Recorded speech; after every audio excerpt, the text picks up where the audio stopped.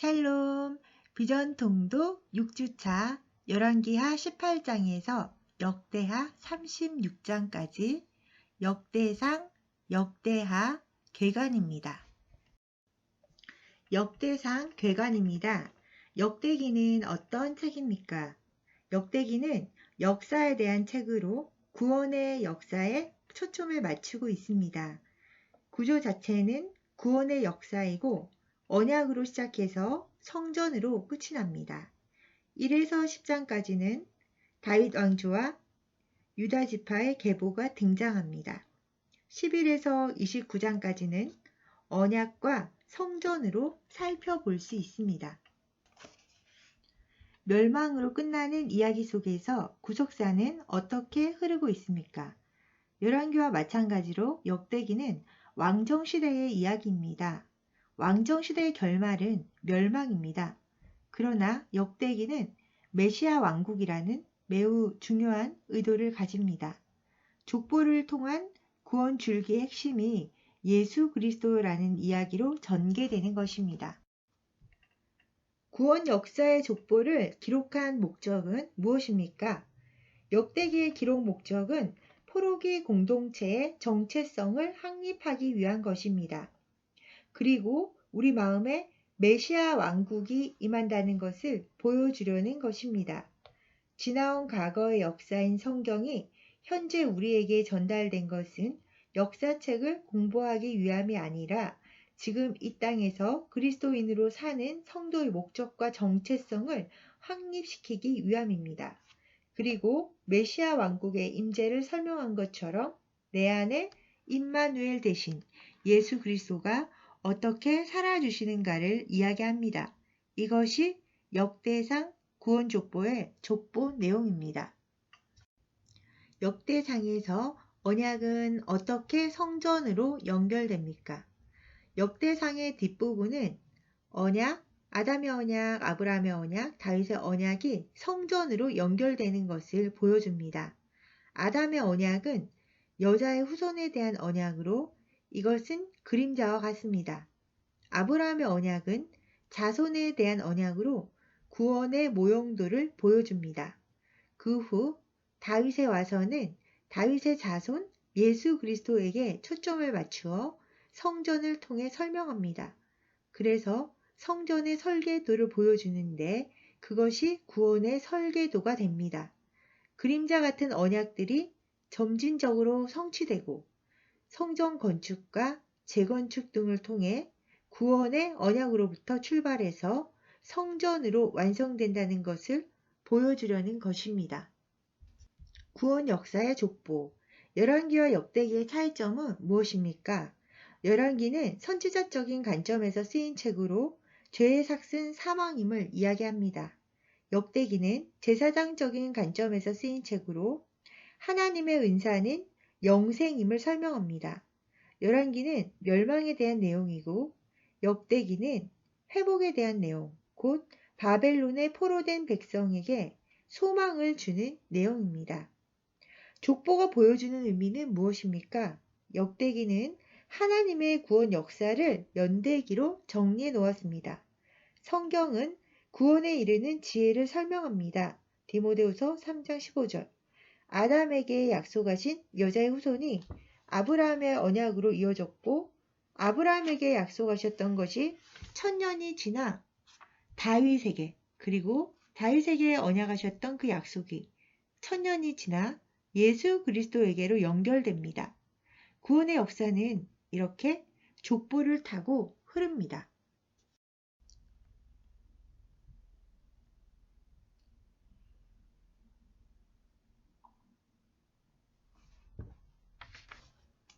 구원 언약의 다윗. 언약의 확증은 무엇으로 증명됩니까? 하나님의 구원 역사는 족보를 통해 성취되어 간다는 것을 보여주고 있습니다.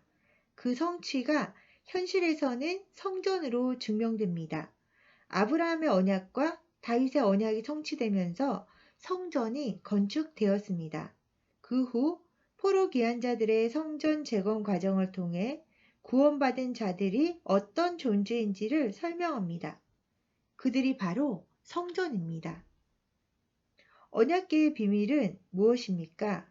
언약궤는 복음 상자, 곧 하나님의 말씀 상자와 같습니다. 그 안에는 언약의 돌판, 아론의 쌍난 지팡이, 하늘의 만나가 들어있는데요. 그것은 우리의 죄된 옛 모습을 상징합니다. 하나님의 말씀은 복음 덩어리입니다. 율법이 어떤 이들에게는 저주이지만 받는 이들에게는 복음인 것처럼 이 복음 덩어리가 어떤 사람에게는 피곤한 일이지만 어떤 사람에게는 축복된 일인 것입니다. 언약, 역대기는 예수님을 예표하는 다윗에게 초점을 맞추고 있습니다. 중심 내용은 하나님의 언약궤와 성전 건축입니다. 언약과 성전은 이스라엘의 정체성을 나타냅니다. 성전 건축을 통한 이스라엘의 회복. 언약의 돌파는 복음의 은혜로만 구원받음을 의미하고 예수 그리스도를 나타냅니다. 쌍난 지팡이는 새 사람으로 중생됨을 의미하고 부활을 나타냅니다. 만나가 든 금 항아리는 생명의 떡에 의한 영생을 예표하고 말씀을 말씀하시고 계십니다. 성전 건축이 의미하는 것은 무엇입니까? 바로 참 성전이신 예수 그리스도이십니다. 성전 건축 준비는 다윗이 하지만 성전 건축은 솔로몬이 합니다. 성전 설계도는 이미 출애굽 당시 성막으로 보여주셨습니다. 성전을 통해 보여주시고자 하는 것은 하나님의 통치입니다. 이것은 예수 그리스도를 통해 완전한 성전을 이루실 것을 의미합니다. 아라우나 타작마당 성전터에서 번제를 드렸죠. 다윗이 인구조사에 대한 벌로 번제를 드렸습니다. 번제와 화목제를 드렸고 하나님께서는 용서해 주셨어요. 이 성전터가 후에 솔로몬이 성전을 건축한 그 성전터가 됩니다. 그리고 그 성전 건축한 터가 후에 예수 그리스도께서 십자가에 못 박혀 죽으신 그 장소가 됩니다. 영원한 왕위에 오르실 예수님, 하나님께서 거하실 참 성전의 건축자 예수 그리스도를 볼 수 있습니다. 역대하 계관입니다. 역대하는 어떤 구조입니까? 역대하는 구원 역사의 구조를 가집니다. 그 구원 역사의 완성이 바로 성전입니다. 1에서 10장의 솔로몬 이야기는 모두 성전에 대한 것입니다. 그 후 11장에서 나라가 둘로 나뉘어지고 북쪽 지파 북이스라엘은 제갈 길로 가게 됩니다. 그래서 12장부터는 남쪽 지파 남유다만 기록되어 있습니다. 내용은 열왕기서와 같지만 역사를 바라보는 관점이 다릅니다. 역대하는 포로 귀환자들이 바라보는 위치에서의 열왕기인 것입니다. 즉 하나님의 구원 역사를 초점으로 기술한 책입니다. 역대하에 흐르는 구속사는 무엇입니까? 역대하의 구속사는 예수 그리스도가 유다 지파의 줄기로 오신다는 내용입니다. 예수님은 요한복음 4장의 수가성 여인과의 대화를 통해서 예배의 관점을 새롭게 정해 주셨습니다. 장소가 아니라 예수 그리스도를 통한 예배를 말씀하시며 구원이 유대인에게서 난다. 요한복음 4장 22절이라고 말씀하십니다. 다시 말하면 구원은 유다 지파에서 난다는 것입니다. 내가 유다 지파 사람이고 메시아가 오면 그때는 특정한 장소가 아니라 구원의 근거를 가지고 예배하게 하겠다는 이야기인 것입니다. 형식적인 예배, 동물 제사의 예배가 아니라 예수로 드려지는 신령한 예배를 말씀하신 것입니다. 왜 역사적 성전입니까? 열왕기서 기록 당시에는 이미 지어진 성전입니다. 그러나 역대기에서는 무너진 성전입니다. 과거의 성전이기에 역사적 성전인 것입니다. 새로운 성전이 지어질 준비가 끝난 상태에서 역대하가 끝납니다. 이는 여호와의 영광, 역대하 7장 1절이 충만하게 되는 구원을 소망한 것입니다. 이스라엘의 개혁을 바라시는 하나님의 마음을 어떻게 알 수 있습니까? 역사적 유다의 죄는 바벨론의 포로로 잡히는 것으로 결론이 났습니다. 열왕기하 24장 1절과 3절은 므낫세의 죄 때문에 바벨론의 포로가 될 것이라고 말씀합니다. 그런데 역대기에 나오는 므낫세의 이야기는 조금 다릅니다. 역대기에서의 개혁은 므낫세를 회개시키신 것처럼 회복시키시겠다는 하나님의 의지입니다. 여기서 볼 수 있는 구원 역사는 하나님에게는 죄를 지을 수밖에 없는 므낫세 같은 존재를 회개하게 하실 수 있는 능력이 있으시다는 것입니다. 세상의 소굴 같은 곳에서 살 수밖에 없는 존재를 그곳에서 다시 드라마틱한 방법으로 이끌어내시겠다는 하나님의 의지를 잘 보여주시는 것입니다. 역사적 성전, 포로 귀환자들에게 역사적 성전이 된 솔로몬 성전의 의미는 무엇입니까? 성전은 존재의 목적이고 사는 방법입니다. 포로 생활 70년이면 이미 바벨론에서 안락한 생활을 하고 있었을 것입니다. 그런 안락한 생활을 포기할 만한 그리고 생명을 걸 만한 가치를 발견하지 못하면 귀환할 수 없었을 것입니다. 안락함을 버리고 황폐한 땅으로 되돌아오는 것은 성전이 가진 의미 때문입니다. 우리의 삶의 목적은 무엇입니까? 예수 그리스도가 우리 존재의 목적이고 사는 방법이라면 그들에게는 성전이 그러합니다. 우리의 기준보다 더 큰 가치를 발견한다면 나를 포기할 수 있는 힘이 생길 것입니다. 구원 역사는 어떻게 성전으로 연결될까요? 하나님의 구원 역사는 아담의 가죽 옷에서부터 출발해서 아벨의 제사, 이삭의 번제 사건, 출애굽 어린 양, 그리고 성막으로까지 연결됩니다. 역사 속에서 무너진 성전은 무엇을 의미할까요? 성전은 하나님의 몸입니다. 요한복음 2장 19절 21절. 에베소서 5장에서는 순종과 복종을 통해 교회가 하나님의 몸임을 설명하고 있습니다. 역사적 성전의 원형이신 예수 그리스도로 새롭고 거룩하게 지어져 가야 한다는 것입니다. 북쪽 지파에 대한 간단한 언급의 의미는 무엇입니까? 북쪽 지파에 대해서는 한 장을 할애합니다. 왕국 시대는 궁극적으로 메시아 왕국을 상징하는데 분열 왕국의 궁극적인 의미는 메시아 왕국과 다른 왕국이 있다는 것을 설명하기 위함입니다. 두 왕국의 차이점은 성전에서 하나님을 섬기는 다윗의 길과 금송아지 우상을 섬기는 여로보암의 길입니다. 하나님의 언약을 배반한 북쪽 지파는 구원의 줄기에서 벗어났음을 말해줍니다. 유다의 개혁 1.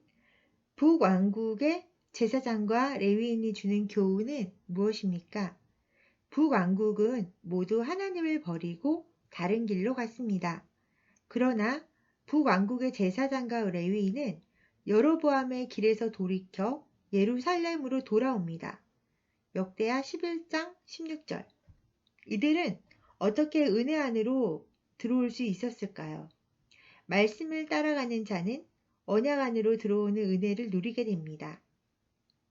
그 당시 48개의 성읍에 흩어져 있던 제사장과 레위인들은 진리를 찾는 자들이었습니다. 언약을 맡은 레위 사람들을 따라 예루살렘으로 돌아왔던 것입니다. 언약은 예수 그리스도를 통한 구원을 예표하고 있습니다. 아사의 개혁. 아사의 개혁은 무엇을 가져왔습니까? 아사의 개혁의 외적인 성과는 전쟁에서의 승리이고 내적인 성과는 마음의 평화입니다. 왕같은 제사장인 성도의 기준은 말씀입니다. 말씀이 개혁의 기준인 것입니다. 성경 읽기는 개혁의 시작입니다. 개혁의 내용은 우상을 깨뜨리는 것입니다.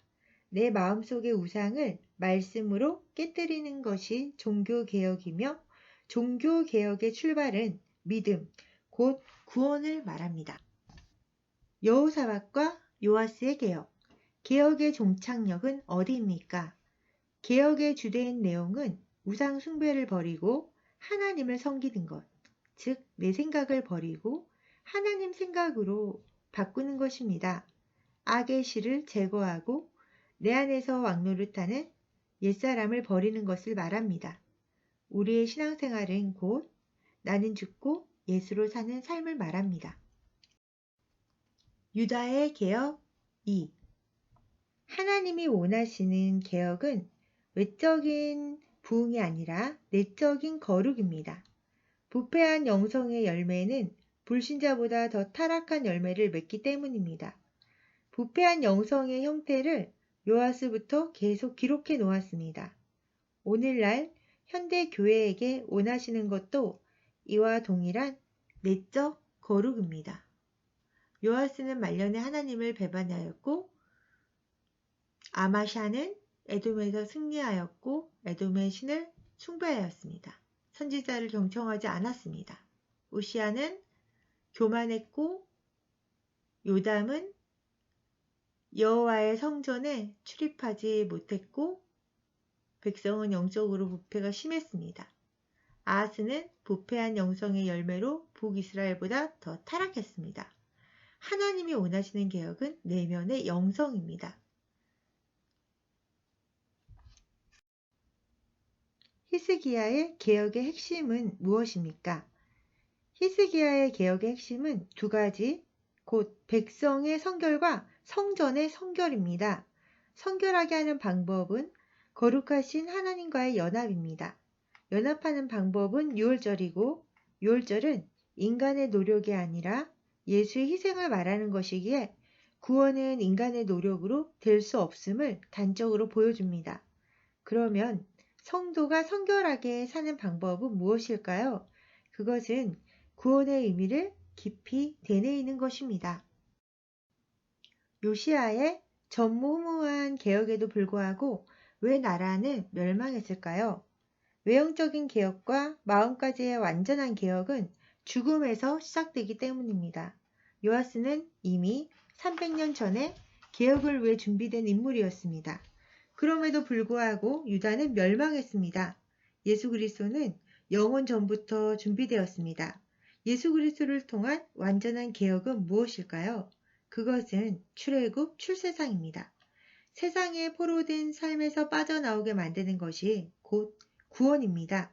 그리고 참 성전을 건축해 예수 통치, 곧 구원의 삶을 살게 하시겠다는 것이 하나님의 완전한 계획이십니다. 이는 예수로 리폼되는 것입니다. 갈라디아서 4장 19절 말씀.